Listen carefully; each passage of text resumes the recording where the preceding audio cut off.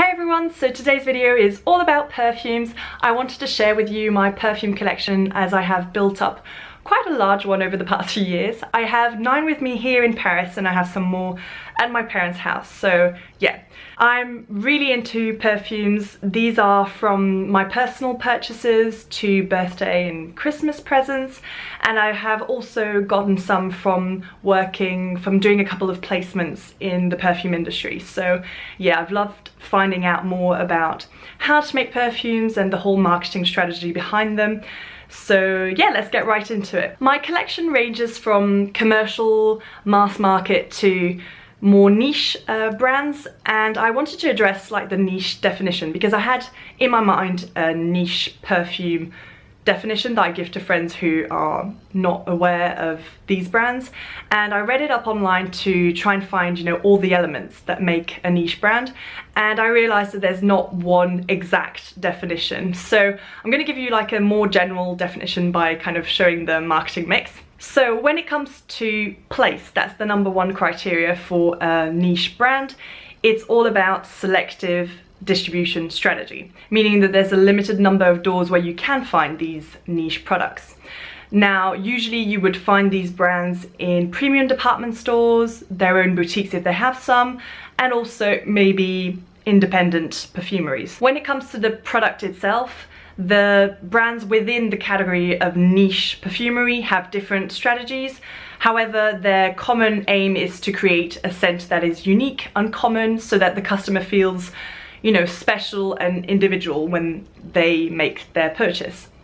So some brands may use all natural essences, others may choose to exclusively use synthetical materials. It all depends, but that's their common goal. When it comes to the pricing strategy, as you could imagine, niche perfumes are usually more expensive than your usual mass market perfume.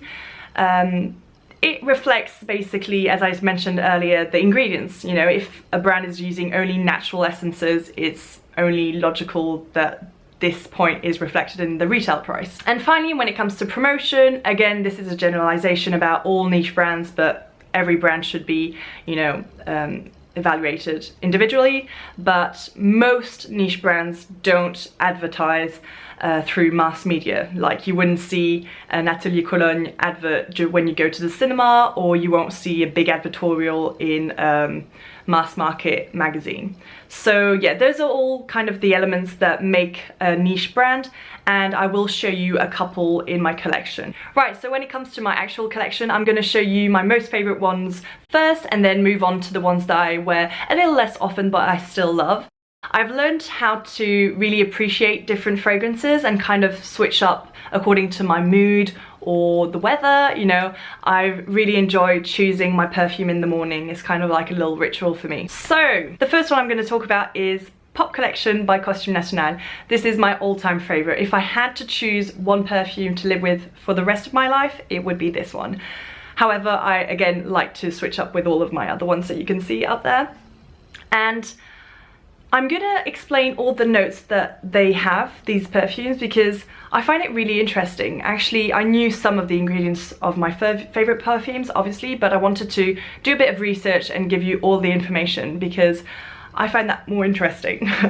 So this is considered a niche brand, Costume National, as I said, especially with the selective distribution strategy and also it being not a very widely known brand. It's marketed as a unisex perfume, but honestly, I don't see it like that. I find it a very feminine fragrance. The two main things to remember from this perfume is that it's very fruity and very sweet. It has sparkling notes of raspberry and blackcurrant, and again, I find it very feminine. Dominique Ropion is behind this perfume, and he's created so many successful fragrances such as La Vie est Belle by Lancôme, the 2 latest launches by Paco Rabanne, and many Yves Saint Laurent scents. The ingredients for Pop Collection are raspberry, pink grapefruit and blackcurrant. For the heart notes, we have rose and jasmine, and as for the base notes, there is patchouli, amber and cashmeran. The second one I want to talk about is DOLCE&GABBANA's Pour Elle perfume.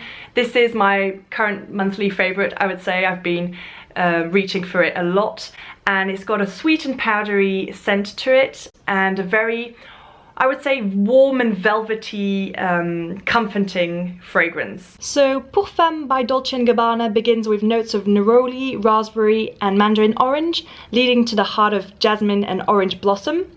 The base is strong with marshmallow, vanilla, sandalwood and heliotrope. The third perfume I want to talk about is Millésime 1849 by Creed, another niche brand. This is a spicy floral. I wear it when I want to feel sophisticated and confident. I wear it every time I go for a job interview. I don't know, it really uplifts my mood and my confidence, and I usually feel great when I go into the interview with this sprayed on. Now I want to say that this is a powerful perfume. If you spray it on in the morning, in the evening, it's still there, going strong. The nose behind Millésime is Olivier Creed. He managed to create an intoxicatingly beautiful scent, a white floral with woody undertones. As we can see with all the ingredients, the ylang ylang is very present. Perfume number 4 is Narciso Rodriguez's For Her. This is a musky white floral scent, and it was created by Francis Kurkdjian and Christine Nagel, and I absolutely adore Francis Kurkdjian. I have quite a few of his own brands perfumes, which I will probably show in a second video because they're back at my parents' house, and yeah, I find him to be an excellent artist. It's a very feminine, soft and mysterious scent. The musk in the heart notes is particularly strong. Next up is Valentino's Uomo, and as you may have gathered by the name, it's a men's fragrance. I think it should be marketed as a unisex scent because I find it really appealing on my skin, and I think that other women as well. To describe this, I would say warm spice and chocolate. It's absolutely gorgeous. This stunning gourmand scent was created by Olivier Polge, and this perfumer actually worked for Dior a lot, and he co-created La Vie est Belle with Dominique Ropion, who I mentioned earlier. And as for the ingredients, the heart notes are particularly present with the coffee beans, chocolate and hazelnuts. When it comes to Prada, I love 2 of their infusions. The first one I'm going to talk about is the Infusion de Tubéreuse, which is the purple one. This one is all about citrus and tuberose, and unfortunately I think it was a limited edition. So for this clean, soft fragrance, you can first easily identify the ruby orange.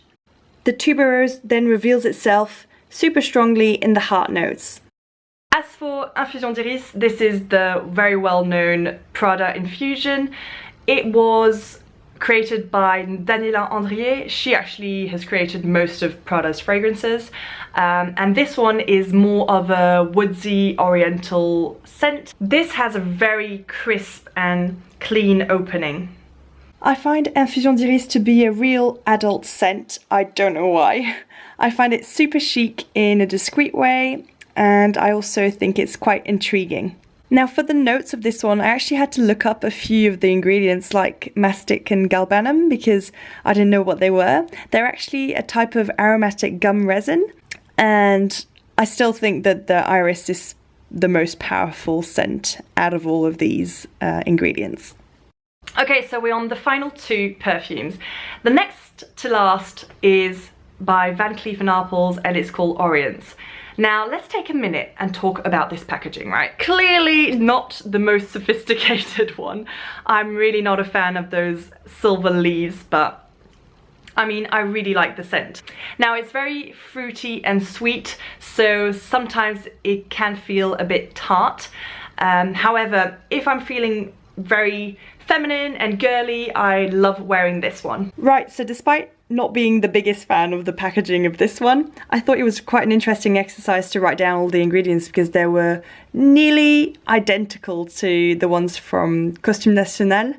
So it's quite interesting to see all the ingredients that I seem to really go for, like the jasmine, the sweet top notes, and the patchouli as a base note. Okay, so the last perfume I want to talk about is Miss Dior Blooming Bouquet. Now this is very mass market. I feel like everyone has this. It's a bit like Lancôme La Vie est Belle. I feel like I smell this, you know, at every corner. But I like it. It's a light floral and you can definitely feel the rose in that. I've placed this one last because The longevity is not great, but I still like wearing it when I'm just want something delicate and discreet. Right, so those were all my perfumes in my collection. I hope you enjoyed this. I really enjoyed making this video. I had a lot of fun, and I'll see you soon. Bye!